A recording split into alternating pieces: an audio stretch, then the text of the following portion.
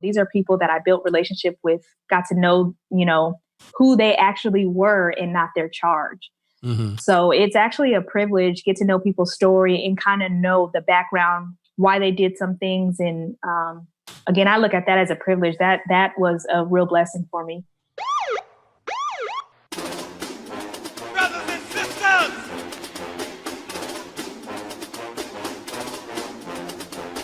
brothers and sisters, I don't know what this world is coming to. You're listening to the Black and Blue Podcast, a discussion and celebration of the roles of African Americans and other minorities in U.S. law enforcement. Your host on the Black and Blue Podcast is Dale Peters, a law enforcement professional with over 20 years experience in the business. Hop on board this Black and Blue train of interviews, current events, and pop culture conversations. So get ready. The Black and Blue Podcast is coming at you right now. All right, ladies and gentlemen, welcome back to the interrogation room. My name is Dale, host of the Black and Blue Podcast. Thank you for joining me here today. Today, I got a really special guest from North Louisiana. She is a sheriff's deputy out there. Please help me welcome in Felisa Leary. Hey, it's good to be here. How you doing? Doing good. That's good. So what's going on with you out there?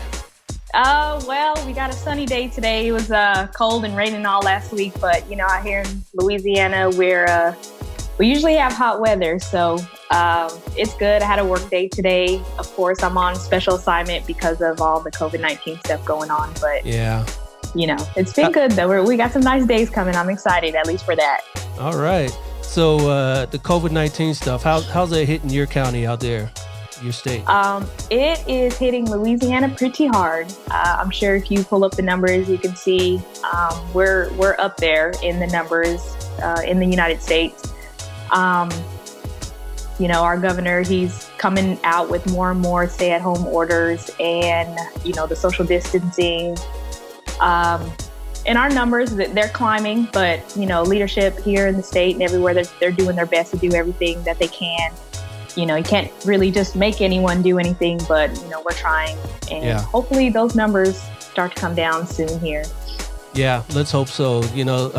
Hopefully with the warmer weather, that from stuff I was reading, that kind of breaks down the virus a little bit. So hopefully the warmer weather. And if it's going to not survive in any state, it would be here. So come on with it. I think we're actually ready for the hot weather opposed to any other year. Right. Yeah. So Louisiana. Are you originally from there, or? I am not. I was born and raised in Banning, California. It's in Southern California. You did interview a sergeant in Beaumont.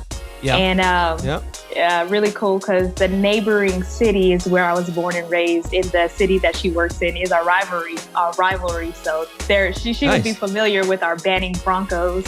Uh-huh. I did move here after high school. I got a small scholarship here to LSU in Shreveport. Attended college there, and that's, been here ever since, and that was in 2004. Nice. So you went to high school or just college out there? And I went to high school. I was in California all the way up until high school. And then once I graduated high school, the scholarship brought me out here in Shreveport. Mm-hmm. Nice. And how was that culture shock for you? I'm still being shocked. You're still in shock, huh? Oh, definitely. Number one, because the culture here is constantly changing. I do come from a state where, the culture is very diverse. Things are modern. Things are moving there in California. So you come down here in Louisiana and things are a little bit behind.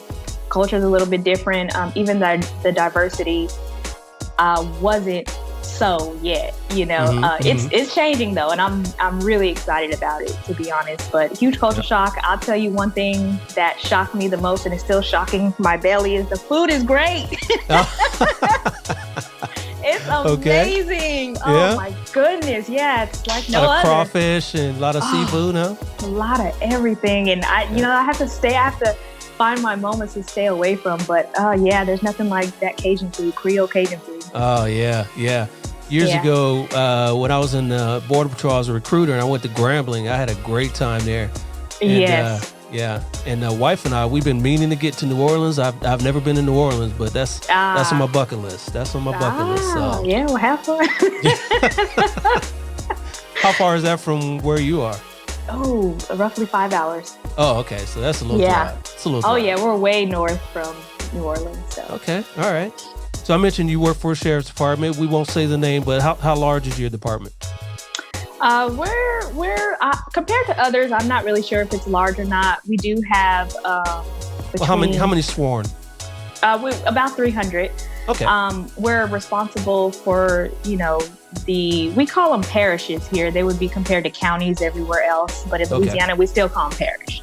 Okay. And several cities within the parish. Although we have jurisdiction in an actual city, they have their own PD. So we allow them to take calls and stuff in the city, and we just take care of the surrounding cities. Gotcha. We do assist the city if they need, help with things. Because again, it is still jurisdiction for us. We just let the city department handle it. Okay. Now, how long have you been there? July will make 9 years. All right. All right. Yeah. and what do you do there now? I am currently assigned to community programs. I've been there, again, July would make 2 years that I was in community programs. During the school year, I'm actually a DARE officer. And outside of the school year, anything dealing with the community, we go, don't really tell the community no, because that's what our department is for. And if it's teaching safety to women, like self-defense classes, if it's teaching kids about bullying or cyberbullying, if it's just basically interacting because people want to see someone in uniform, in a different way, it's like, hey, go. They want to see someone in uniform, and they want to see someone, enjoy themselves with the community and have a good time. Definitely. So, but you said like when schools end, you were basically there full time, and then you do the other stuff on the side too? Yep. During school full time, we're assigned, there's 2 DARE officers for our parish, and we each have our own schools assigned. So Monday through Friday, it's a boom, boom, boom. Every day I have a different school in the fall, and then in the spring, a different school until graduation. Then we have, our graduations for each school. It's pretty exciting. Wow. So how many schools are you assigned? It sounds like a lot. Well, I'm assigned 6 schools. One of the schools is so huge, I actually have to take 2 days in the fall and 2 days in the spring to complete the whole school. But typically, one school would just take 1 day out of the week in one semester. But this school is huge, and it takes more days to get done. And so it's cool. I love what I do. I'm going to be totally honest. I love the kids. That's all me. So that's all you, huh? All right. Good deal. And before that, you were just working like patrol work, or? Well, so when I came in, what our department believes in everyone who gets hired on, we start off in the jail. Mm-hmm. I did 3 years in the jail. And then from there, I went. So my career has been a little different from the basic deputy. And there's an explanation why, and sometimes there isn't. I don't know, but I've had permanent assignments and I've had a lot of temporary assignments. Okay. And it's just because when they need something, then I'm kind of like the go-to, like, hey, we need this, go get that done. So I did do 3 years in the jail, and then I went on a temporary assignment as a probation officer within our sheriff's office. We do have a probation department. And although I was assigned to the jail, I put the bailiff department had an opening, so I went ahead and applied. Although I was at a temporary assignment, I did get the job.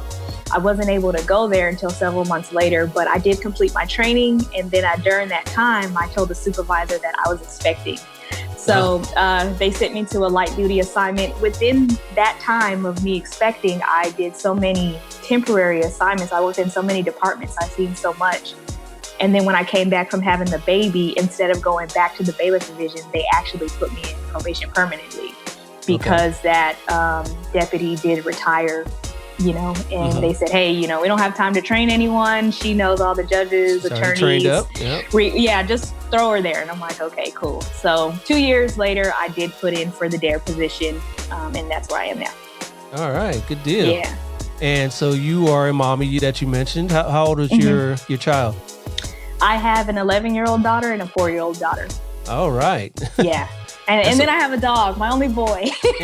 Your only boy is a dog. What kind of dog you got? He's an English bulldog. He's my baby. Yeah. Okay. All right. And so how is it working as a single mom? Did I get that right? You're a single mom? I am married. My husband works. Sorry about that. That's okay. That's okay. You mentioned him at first. I'm sorry. My husband, we work actually for the same agency. Okay. All right. Yeah. He's been there longer than me. So. And what does he do? He's a lieutenant at the academy. Okay. Mm-hmm. And so the two of you working in law enforcement, how has that worked out as far as scheduling, childcare, all that type of stuff?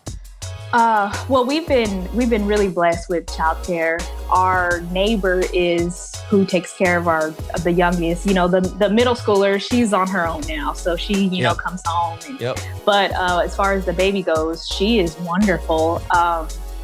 I've learned throughout my marriage that I thought that I wanted the same schedule as him, which is like during the day. But, once you get into marriage and family, you're like, oh, I just need a break. So I would tell him, like, I'm going back to nights one day so I can have some me time during the day, So, wow. But I remember when we were dating, we were on opposite schedules and it was like, oh, I miss you. Now it's like, okay, bye.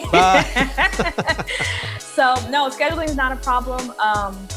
He has talked about how my career is completely different from his, just altogether from my supervisors to the path I've taken, completely different. Yeah. So there's no, we don't really mirror our careers because it's different. And, I have some awesome supervisors throughout my whole career. Every supervisor I go to, they're pretty supportive. Okay. All right. Yeah. All right. And so you mentioned how many SWOR in your department is. What would you say is the makeup of African Americans in your department? And I don't want to be wrong with the numbers, but if I had to make a guess, I would say, sworn. I would say we're somewhere between the 45 and 55 range. Wow. That's actually pretty good, actually. Well, the population of where we live is around that too. Okay. So, so yeah, we're about, we're about that, I would say. Yeah. All right. So a lot of advancement for minorities in your department. I could guess, right? There is right now.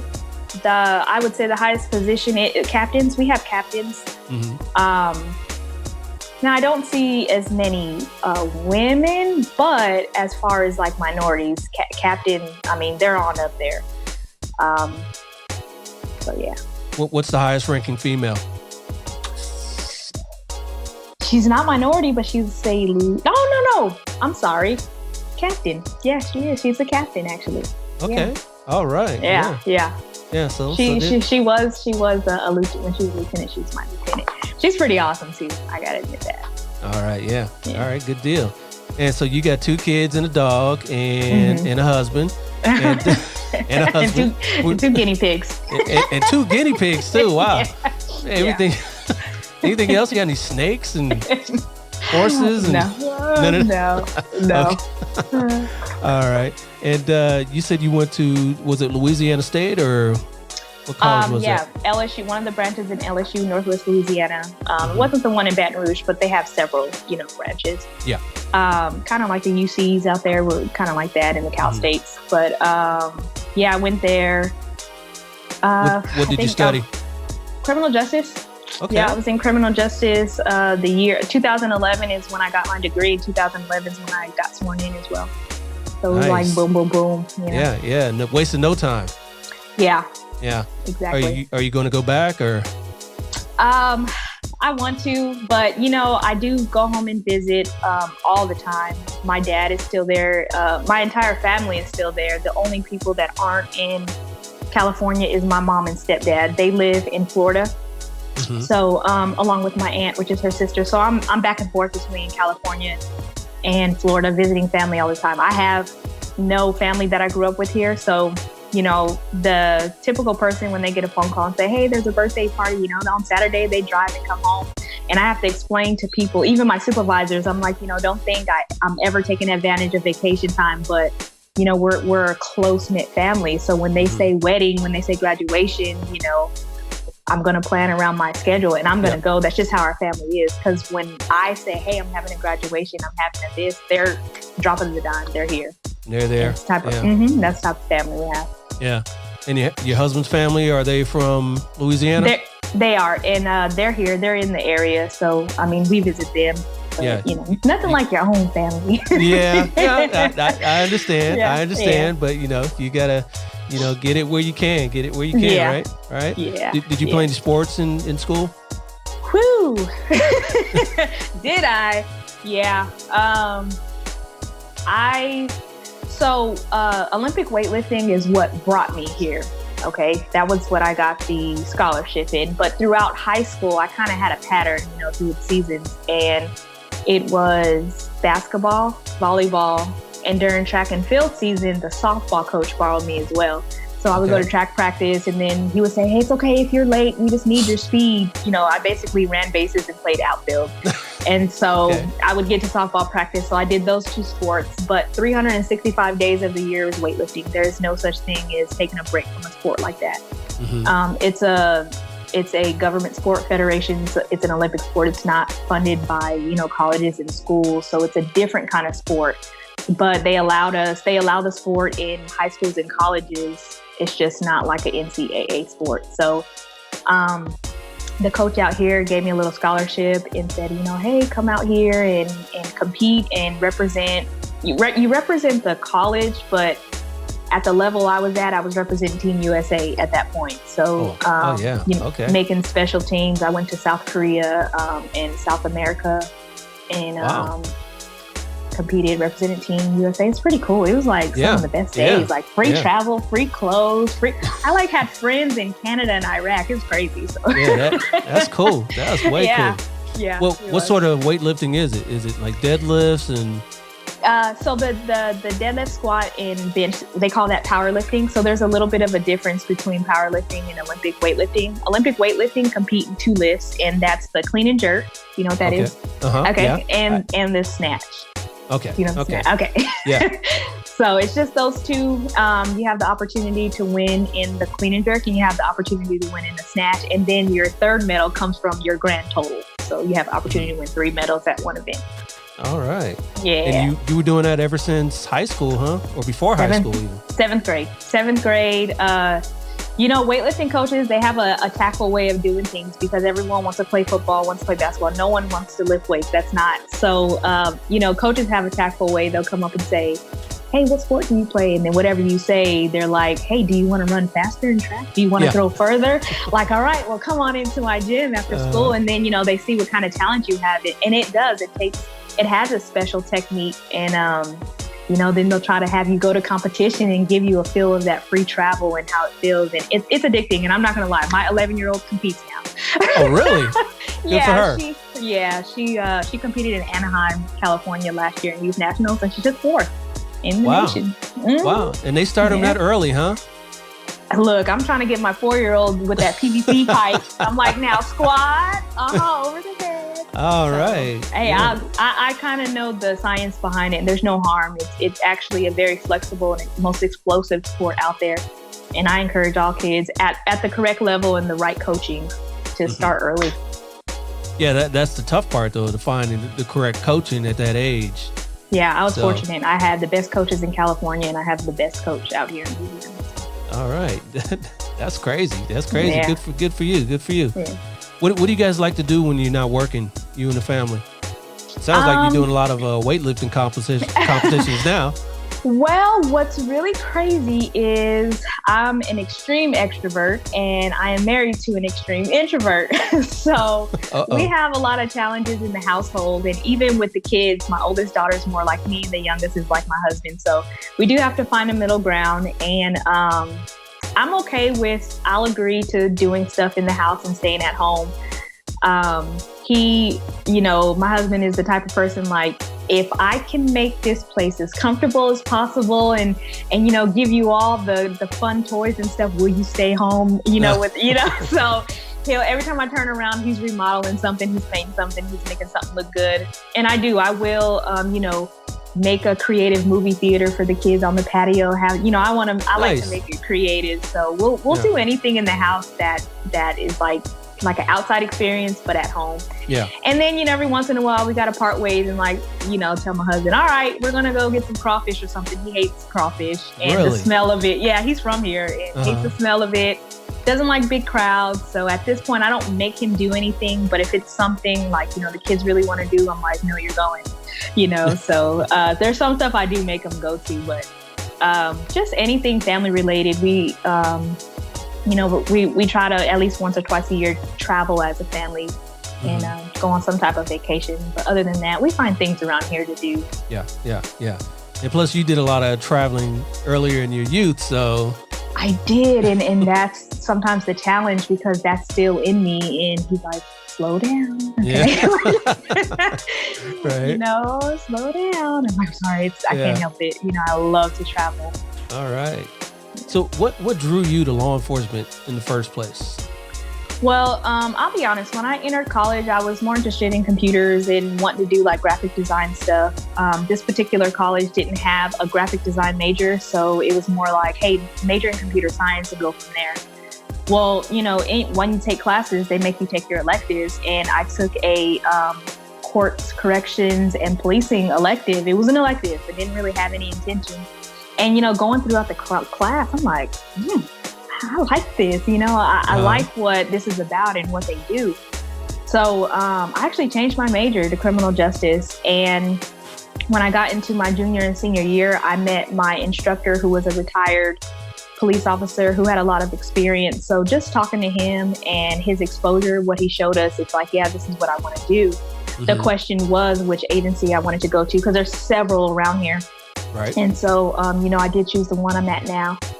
But I felt like at the time I took that I want to help people in a way. And I felt like this was the way to help, you know. Didn't really know much about law enforcement culture, but, you know, I'm still learning. Yeah. Every day we are. Yeah. Did you do any ride-alongs or anything like that before you went on, or? I did. And you know what's really funny is during our internship, we had to do ride-alongs, and I don't even remember how I found them, but the ride-along I did was the agency I work with and the department I'm in now.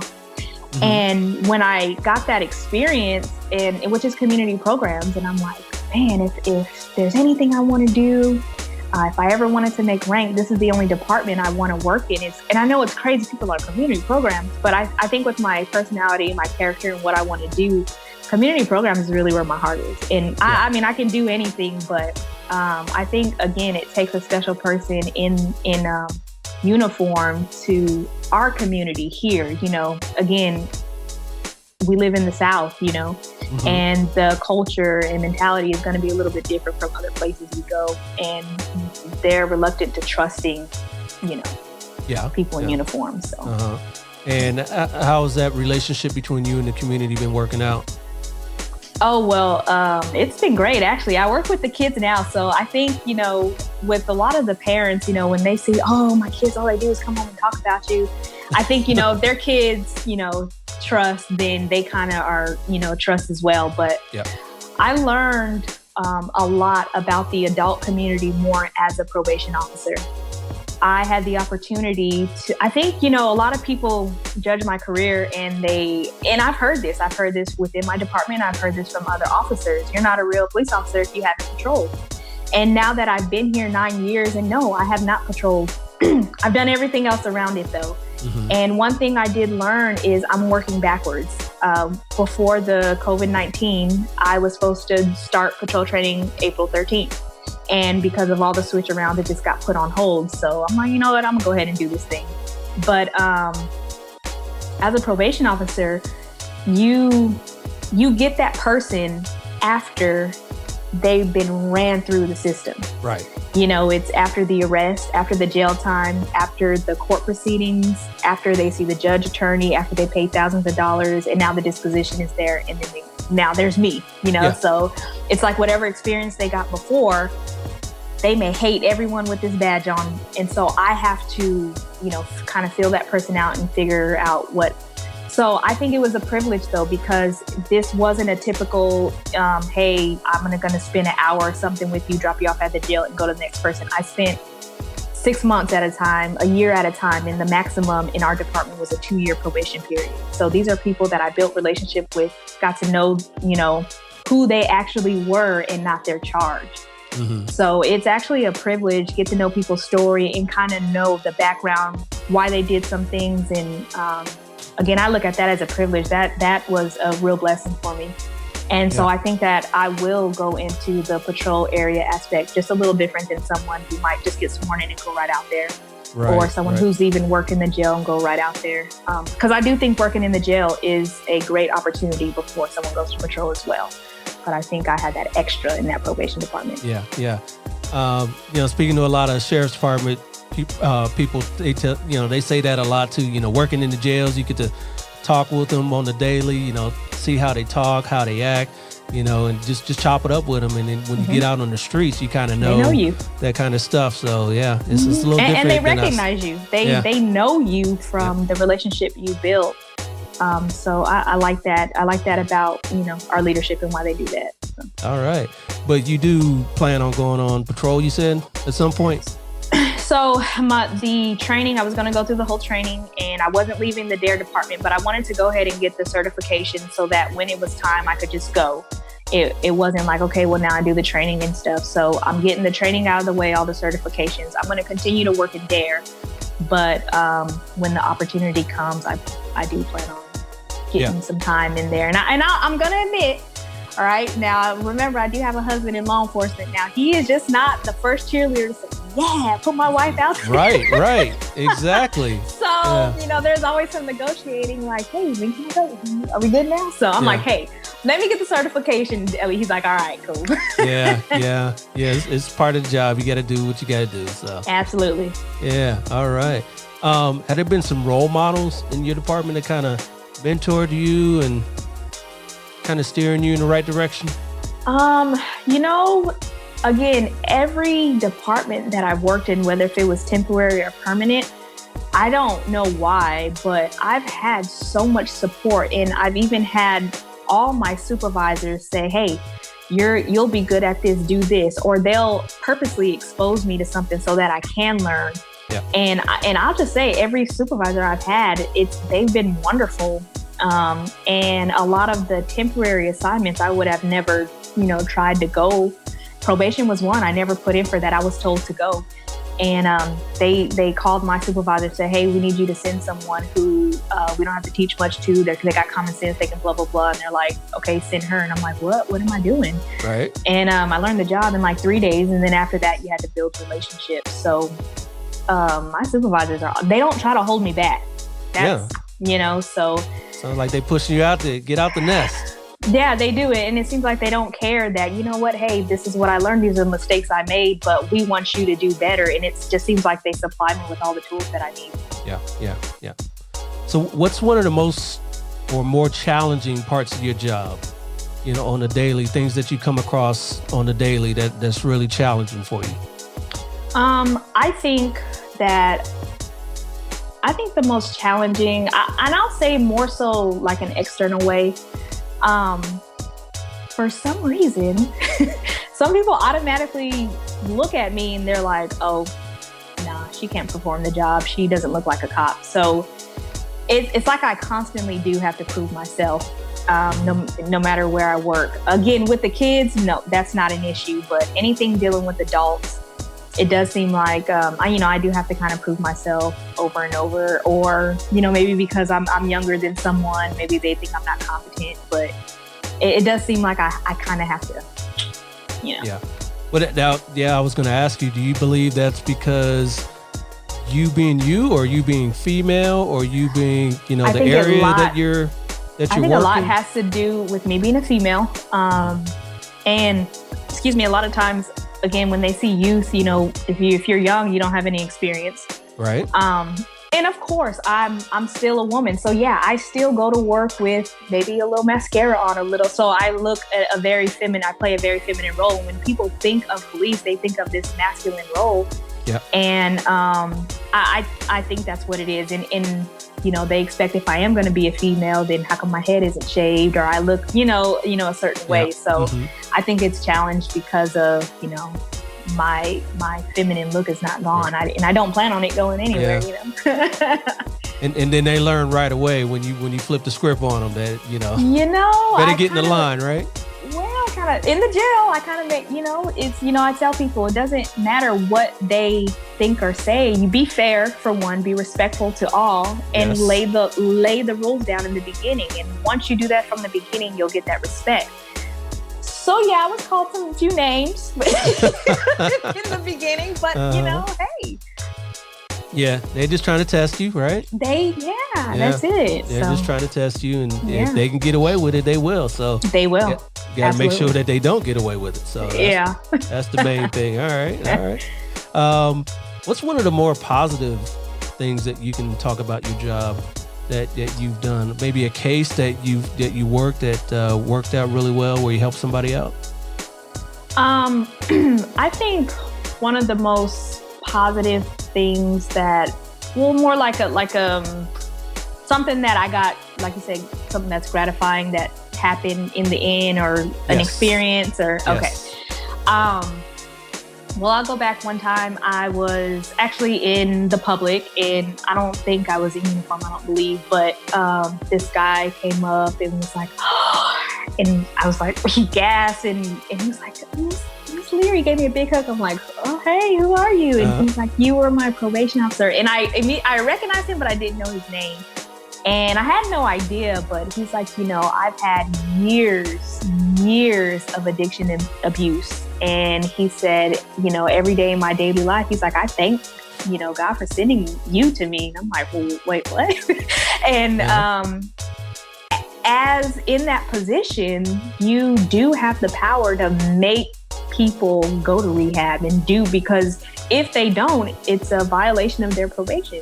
Right. And I guess in all these years, he's never been held accountable for his recovery addiction. So, I was almost crying when he was telling me, but he's like, never, he's a supervisor now. He's moved on. He's been, in recovery so many years. And he was like, it was you. And I'm like, oh no, it wasn't me. Don't, that's too much credit. But it made me realize at the time, like, wow, I've never have been able to see the result in a lot of the things that we put in place. I've worked with a lot of judges and attorneys, and we've worked hard on placing people so that people can get their lives back. And I don't always see the result. So it was very, very satisfying. I was like, oh, wow, this is cool, Yeah.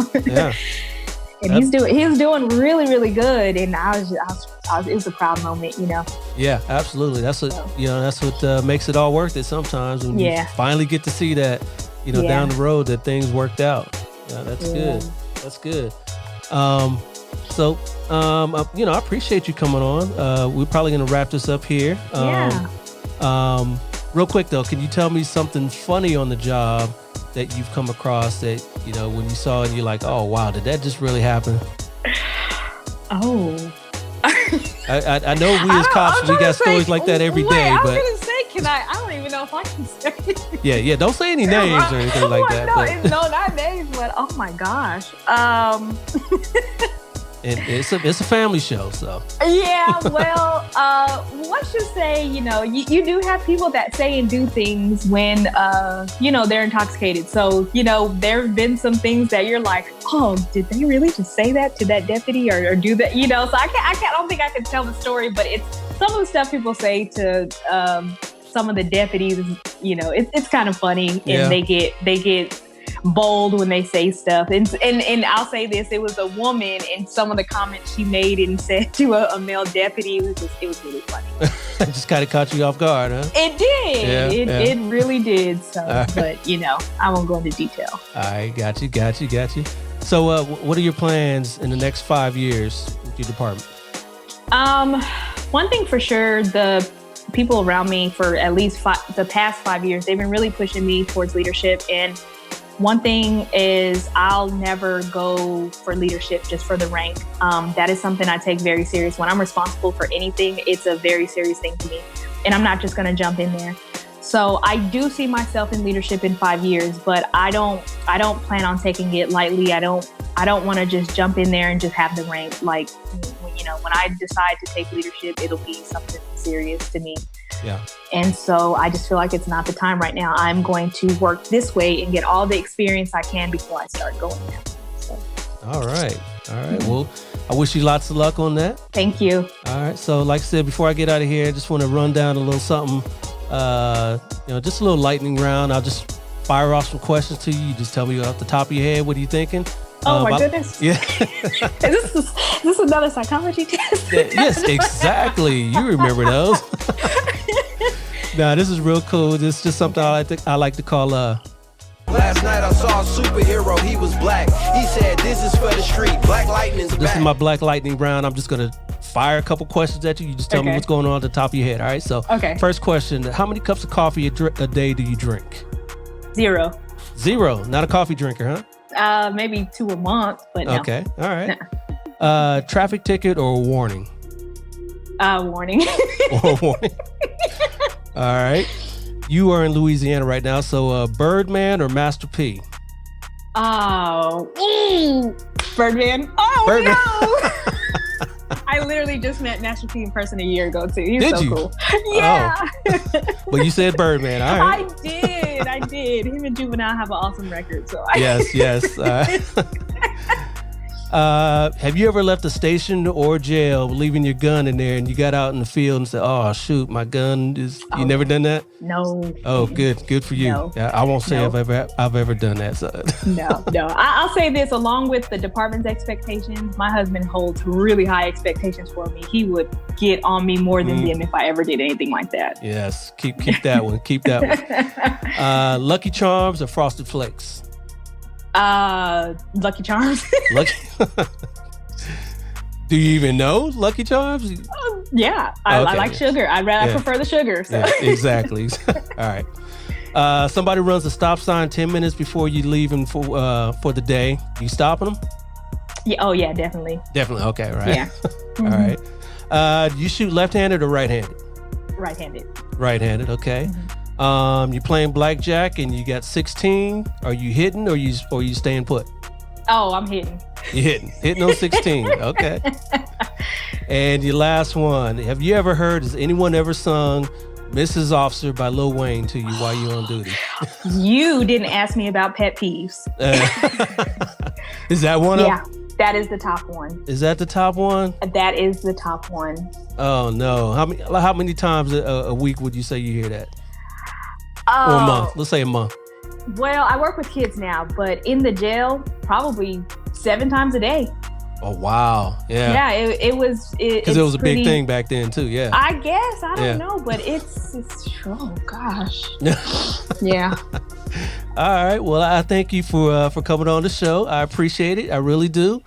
You be safe out there. And Thank you. Yes, keep that mask on, wash those hands and all that, all right? All right. Yeah. Thank you. I appreciate it very much. You got it. All right.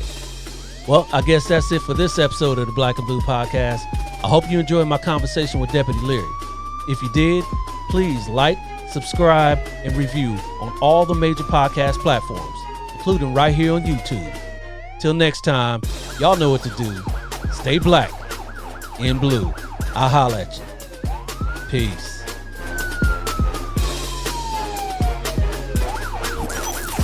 This has been a Maitre D' Entertainment presentation.